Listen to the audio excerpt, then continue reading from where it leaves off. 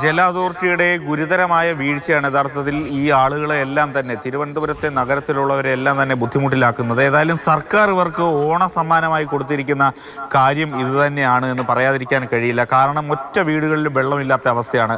ഞാനിപ്പോൾ നിൽക്കുന്നത് പൂജപ്പുരയിലെ പൈ റോഡിൻ്റെ ഭാഗത്താണ്.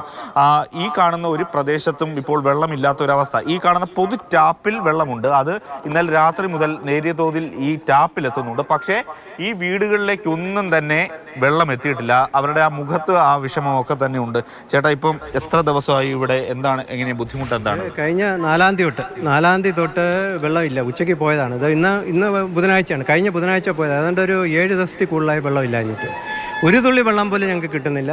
വലിയ ബുദ്ധിമുട്ടിലാണ്. കാരണം ഞങ്ങൾക്ക് ആഹാരം പാചകം ചെയ്യാൻ പറ്റുന്നില്ല. വെളിയിൽ നിന്നാണ് ആഹാരം എല്ലാം മേടിക്കുന്നത്. 7 ദിവസമായിട്ട് ബ്രേക്ക്ഫാസ്റ്റും ഉച്ചക്കത്തെ ആഹാരവും വൈകിട്ടത്തെ ആഹാരവും എല്ലാം വെളിയിൽ നിന്നാണ് ഞങ്ങൾ മേടിക്കുന്നത്.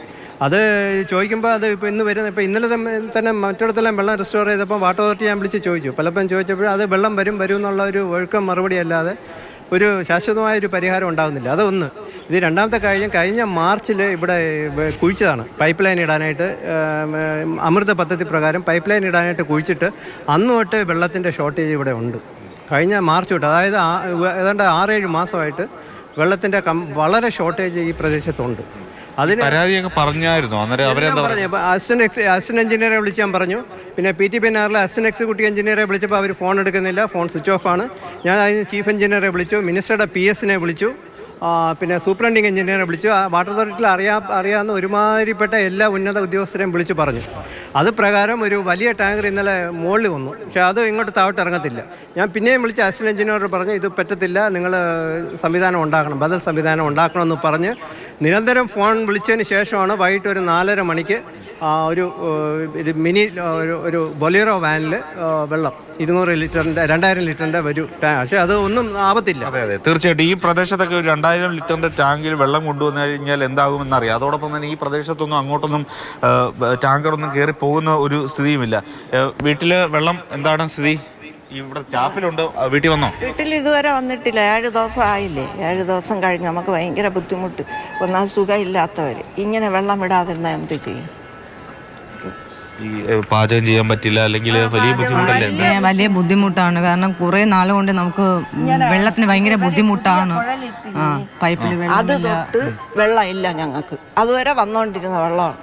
എത്ര വീടുണ്ട് ഈ പ്രദേശത്ത്? അങ്ങോട്ട് 7-8 വീടുണ്ട്. എല്ലാവരുടെയും സ്ഥിതി ഇത്? എല്ലാവരുടെ സ്ഥിതി ഇത് തന്നെ. ഇവിടെ ഈ ചുറ്റുവട്ടത്ത് ഏതാണ്ട് 25ഓളം വീടുകളുടെ ഒരു സ്ഥിതി ഈ കാണുന്നതാണ്. എന്താ ചേട്ടാ?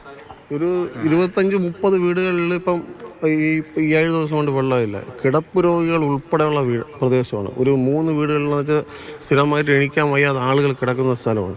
അപ്പോൾ നമ്മളിപ്പോൾ കൗൺസിലറുടെ അടുത്ത് പറഞ്ഞു, മേയറുടെ അടുത്ത് പറഞ്ഞു, മന്ത്രിയുടെ അടുത്ത് പറഞ്ഞു, എല്ലാവരുടെ അടുത്തും പറയേണ്ട രീതിയിലെല്ലാം പറഞ്ഞിട്ടുണ്ട്. അപ്പം ആരും അതിന് തക്കതായിട്ടുള്ളൊരു നടപടി സ്വീകരിച്ച് തന്നിട്ടില്ല.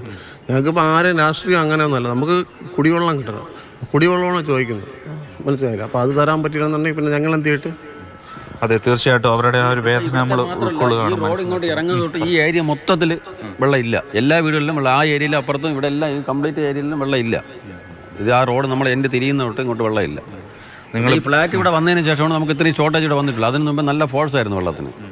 ഈ ഫ്ലാറ്റ് ഇവിടെ ഓപ്പണിംഗ് ആയതിനു ശേഷമാണ് വെള്ളത്തിന് നമുക്ക് ഇവിടെ ഷോർട്ടേജ് ആയിട്ടുള്ളത്. സ്റ്റെഫിൻ, തുടക്കം മുതലുള്ള ഒരു ആരോപണം VIP-കൾക്ക് ഒരിക്കലും വെള്ളം മുടങ്ങുന്നില്ല, സാധാരണക്കാർക്ക് മാത്രമാണ് എന്നതാണ്. ഇവിടത്തെ വെള്ളം വന്നിട്ട് ഒരു 6-7 ദിവസമാണ്. കാര്യം വെച്ചാൽ അതേ മോത്തി, തീർച്ചയായിട്ടും ഈ മന്ത്രിമന്ദിരങ്ങളിലോ അല്ലെങ്കിൽ മറ്റുള്ള പ്രധാനപ്പെട്ട സ്ഥലങ്ങളിലോ ഒന്നും വെള്ളം മുടങ്ങുന്നില്ല. ഈ സാധാരണക്കാർ താമസിക്കുന്ന സ്ഥലങ്ങളിലാണ് ഇത്തരത്തിൽ അതിഗുരുതരമായ സാഹചര്യം എന്നുള്ളതാണ് ഏറ്റവും പ്രധാനമായും എടുത്തു പറയേണ്ടത്.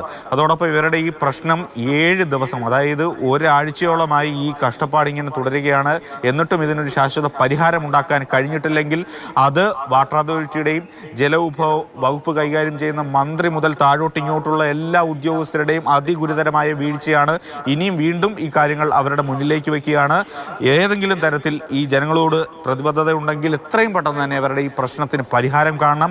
കാരണം വെള്ളമില്ലാതെ ഒരു മിനിറ്റ് ജീവിക്കാൻ കഴിയുമോ എന്നുള്ള കാര്യം നമുക്ക് അറിയാം. ഒരു മിനിറ്റ് പോലും നമുക്ക് മുന്നോട്ട് കൊണ്ടുപോകാൻ പോയില്ല. അത് അന്നേരമാണ് ഈ 7 ദിവസം അല്ലെങ്കിൽ ഒരാഴ്ച ഈ വെള്ളമില്ലാതെ ഇത്തരത്തിൽ ബുദ്ധിമുട്ടുന്ന ഒരു സ്ഥിതി ഉണ്ടാകുന്നത്.